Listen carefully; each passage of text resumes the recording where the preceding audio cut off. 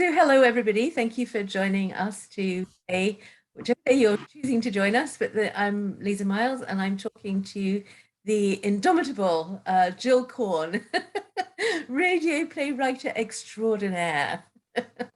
How are you this morning, Jill? I'm very well, thank you. I'm enjoying the sunshine, actually. It's been a lovely few days here, hasn't it? Yeah, it's been really nice. Scotland has been basking in sunshine, which Definitely. not always the case, but Sadly not. yes. Actually, it's interesting. Do you find when the sun comes out, you're writing, how does that sort of affect, does it affect you as a writer? No, I don't think so. Because the days on which I am really able to write, I like to write in a concentrated burst. I don't do bits and pieces half an hour here, half an hour there. I like to have a concentrated burst of time. So sometimes, if it falls on a sunny day, then I just have to stay in and write. Yeah.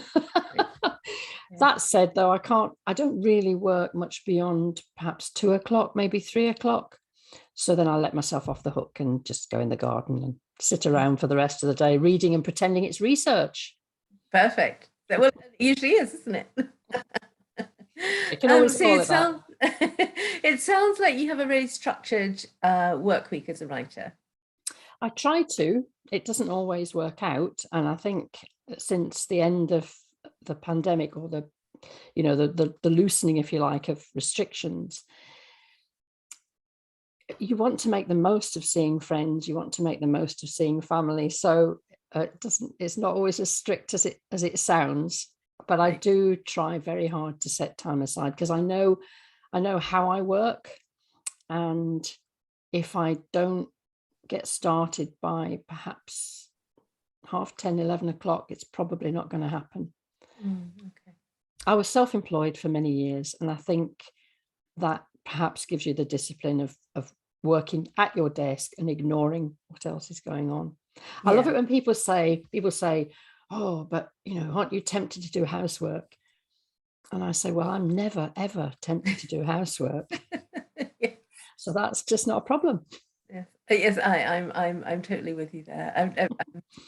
I think I'm housework averse. Mm-hmm. It's a good job visitors come every Clean up so if often. people are coming over. Absolutely. It's a good job when visitors come, because then you have to do it. That's exactly right. Yeah. So you are being immersing yourself really in radio drama, and you're working with a grant at the moment, is that right, for a series of radio plays? Yeah. I have a Creative Scotland grant, which I applied for last year under lockdown, and set all the plays in Ayrshire, which is where I live, and I've lived for many years, because it seems to me that Ayrshire's a forgotten county. We have golf, we have Burns, but people tend to bypass us en route to the Highlands or Glasgow or Edinburgh.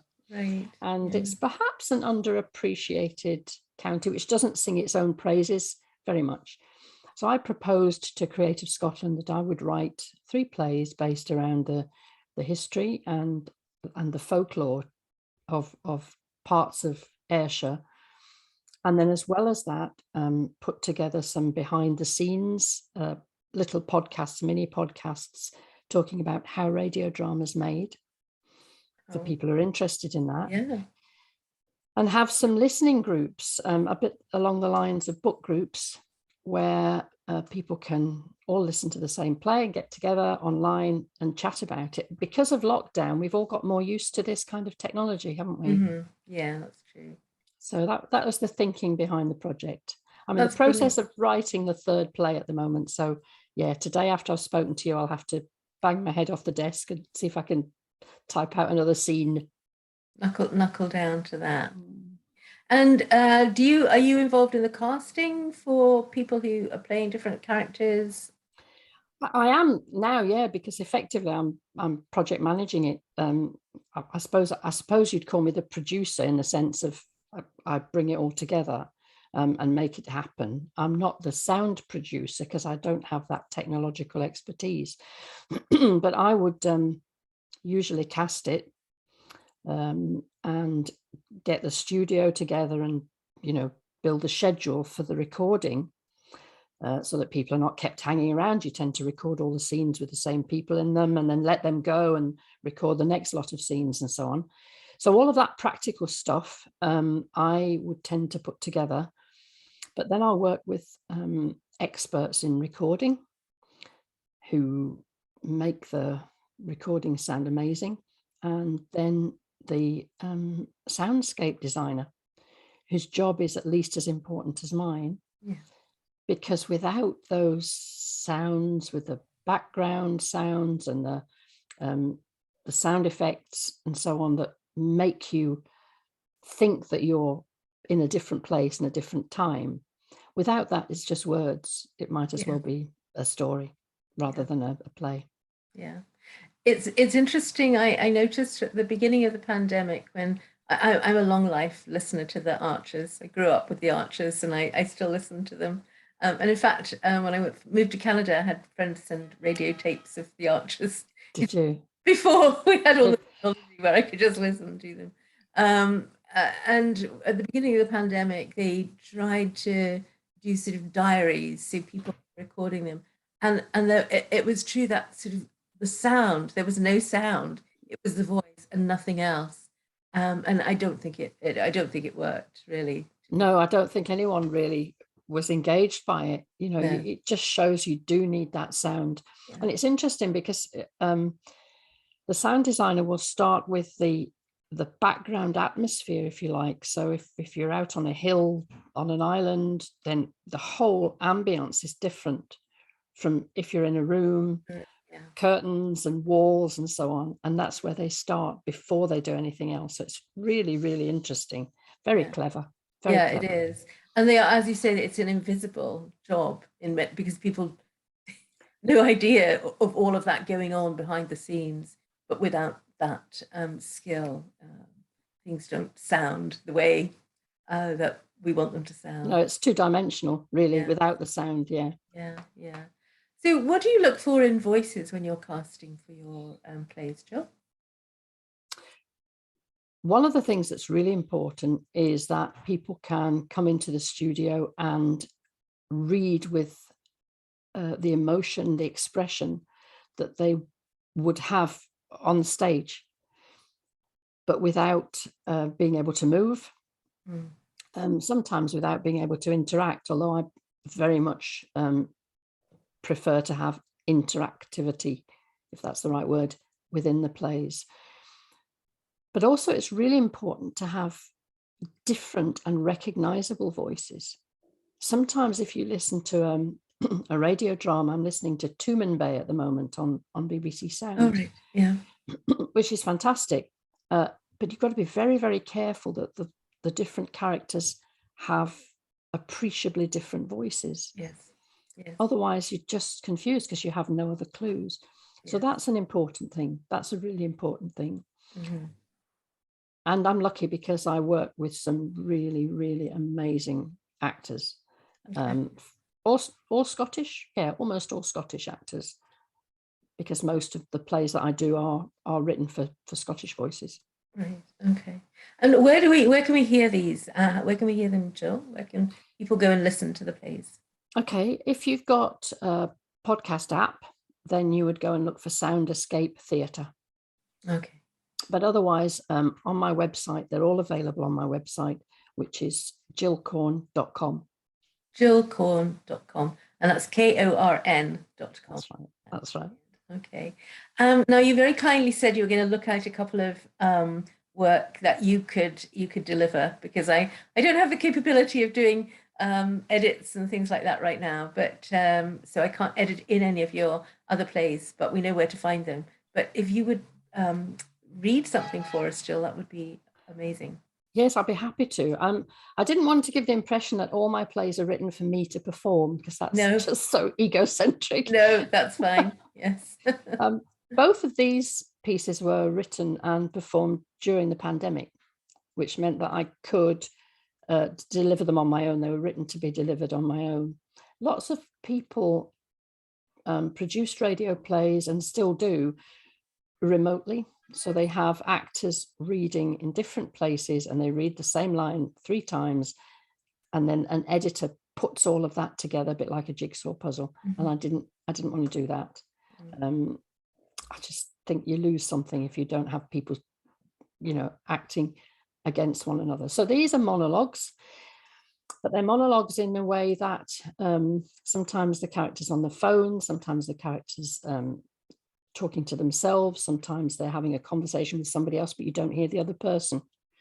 So different ways of, if you like, delivering one person's speeches, but sometimes we're asking you to imagine that somebody else is there. This is from the first play that I did on my own, which is called Galore, and it's inspired by the sinking of the SS Politician, which ran aground off the Isle of Eriskay in 1941 with thousands of barrels of whiskey on board. Oh, right. Gave rise. There was a film? Was there a film about that? Yeah, there was a book and a film called Whiskey Galore, yeah, which is where my title comes from. So the play is set on a fictitious Scottish island called Donnan, which looks a bit like Arran.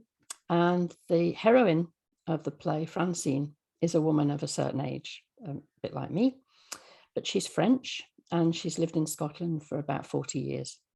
And in this scene, she's visiting her husband's grave at the top of a hill on the island. So you have to imagine the sound effects because I can't do them. When I met Cal, it was the coup de foudre, the lightning strike, the love at first sight, or maybe just the raging hormones of two 19-year-olds away from home for the first time in the big, scary city of Glasgow. Who knows? Such a handsome boy he was. Very tall and skinny with that hair that he hated me to call red. Much better in French. We call it roux, which is more like rust than red. I fattened you up though, didn't I, Cal? You could never resist my French cooking. Where are you now, I wonder? I know you're not really here, chérie, even though I come to chat. This is a beautiful spot, and I know why you chose to be up here with the mountain always looking on. And the leaves are turning to those reds and golds like your hair used to be. But I'm not as hardy as you, and I can feel such a bite in this wind. Still, I brought bulbs to plant for the spring, tiny narcissi. I'll put them in clumps all around you. You love them, don't you? I'm sorry it's taken me 3 years to do it. Same old disorganized Fran. How am I doing? Well, you know me. I get on with things. I was at the new distillery today. They have some very old whiskies. I saw a 32-year-old on the shelf for £1,300. I said to myself, I would pay that and more if Cal were here to drink it. But I can't lure you back, even with an old bottle of whiskey. Can I, my love? Oh my goodness, that's really moving. I found myself absolutely there with you. Oh, good. That's good. Even as you say, it's just your voice. The nuances you use, the writing itself, of course. Yeah, it was just lovely. Thank you. Yeah. So that went out during the pandemic, did it? It did. Yes, it went out during the pandemic, and you've got lovely sounds of her digging in the soil and puffing and panting on the wind blowing on the hill and so on. So yeah. It was nice. I enjoyed doing that one. It was the first time I'd done a piece on my own, actually. Right. Yeah. And the French accent, do you speak French? Yeah. Okay. Yes. It did sound quite well done. Well, it was quite funny because this play is quite popular on Arran Sound Radio. They tend to put it out quite a lot, and people think I'm actually a French woman. So when I was interviewed on the radio, I think people were a bit taken aback to find out I was just an ordinary English person. You could do a really good French accent, unlike my Scottish accent. I've tried to do some readings with one of my characters. He's a fifer from Glasgow, and it sounded, as somebody politely said, like you're like trying to do something from Dr. Finlay in the 1950s. I can't do it. I've lived here for 40 years, and I would never attempt a Scottish accent. No, never. Yeah, no, it's definitely my Gran, who was from Stirling. She I think it was, I think back in the day, you know, people didn't want to have a strong accent. So she Mm. had a quite mild Scottish accent. So even growing up with, you know, around her, with her, it wasn't a very strong accent at No, all. you didn't hear it as you might do nowadays. Yes, exactly. Yeah, exactly. Yeah, yeah.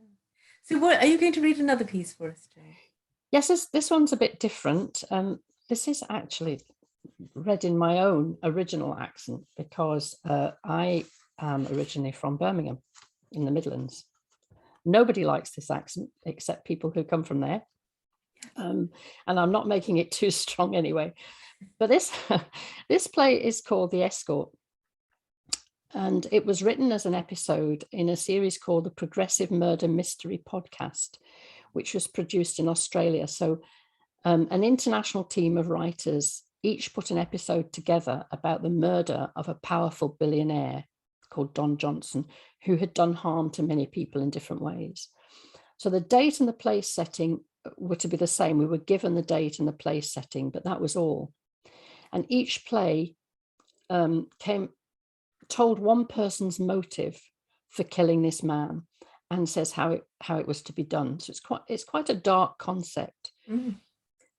In The Escort, again, I performed it on my own. Alex is a very young woman who was persuaded by her mother to lure this man onto a balcony and then push him off.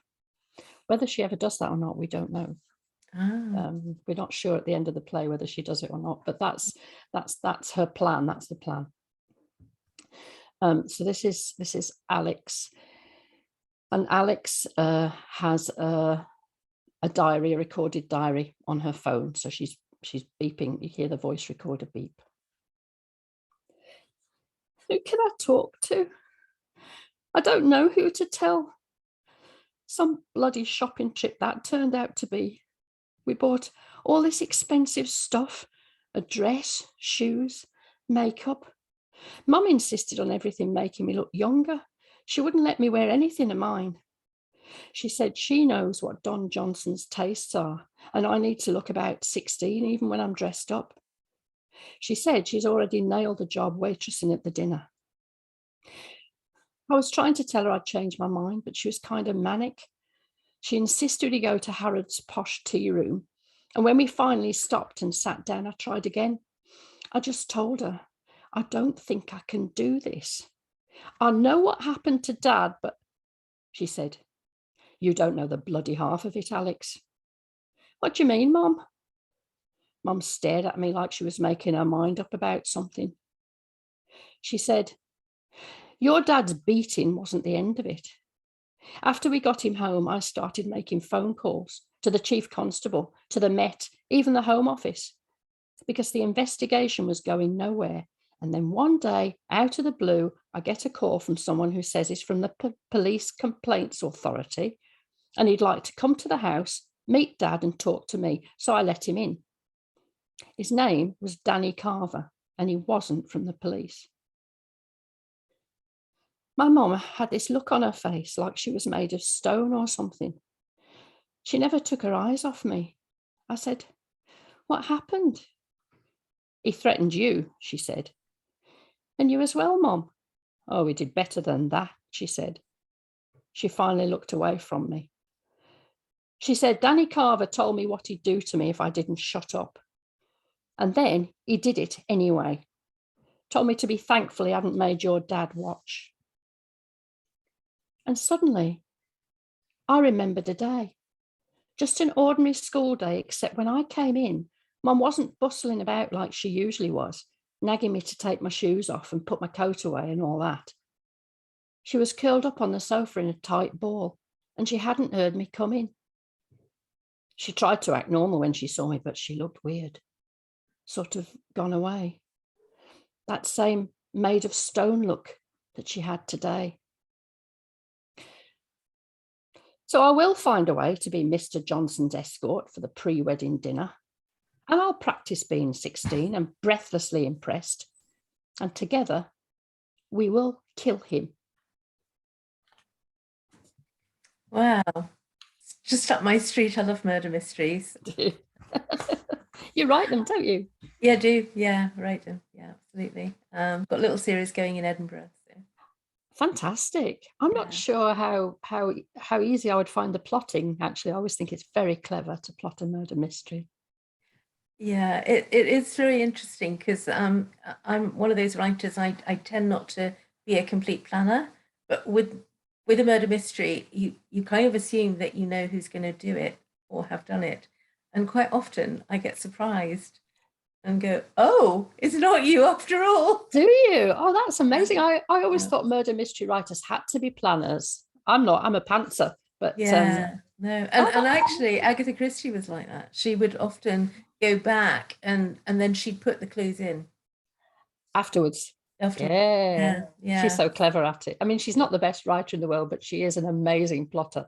She was definitely, and yeah, she's somebody I really, yeah, not the best writer, but I really admire all her body. So do I. Absolutely, yeah, amazing. Yeah, and Val McDermott, I really enjoy her murder mysteries as well. Yes. Do you know Tana French? No, not, haven't read too much. Yeah, so No. okay, something to look for. Thank you very much. That's the wonderful thing about Writers Read, and one of the things behind it is to bring people to new writers. So hopefully today, having heard Jill read her plays and talk about other plays that she's got going out there, if you're not a lover or a devotee of radio plays, we've inspired some people to listen to. Let's hope so. Let's hope so. So it's such, and we were talking about this earlier, weren't we, that it's a, in a way an underappreciated art. So we'd love it if there was a competition that Jill and other radio playwriters could send their work to and win an award. It would be really good. I think it'd be really good to have a Scottish one. Actually, we have there's a BBC Awards and podcast drama awards, all based down south. It tends to look as though it's the usual suspects who are there and Yes. involved. Be Yeah, really good to have a Scottish section or absolutely. Scottish competition. Yeah. Yes, yes. So if you're out there and you have power, please start it. And money and Jill money. will be one of the people who'll join in. Definitely. All right. Well, it was wonderful to speak with you this morning, and to talk about how you craft radio plays and all the things that go into that. If it's something that you're interested in doing, let's have that lunch that we postponed, and we can have a chat about how it's a bit more detail about how it's done. That would be wonderful. Yes, absolutely. All right. Well, I'm gonna sign off. I'll stop this recording now, and so everybody, you can catch all Jill's work via her website. So Jill Korn, KORN.com. Is that right? That's right. Yeah. Brilliant. Okay. I'll just stop recording now.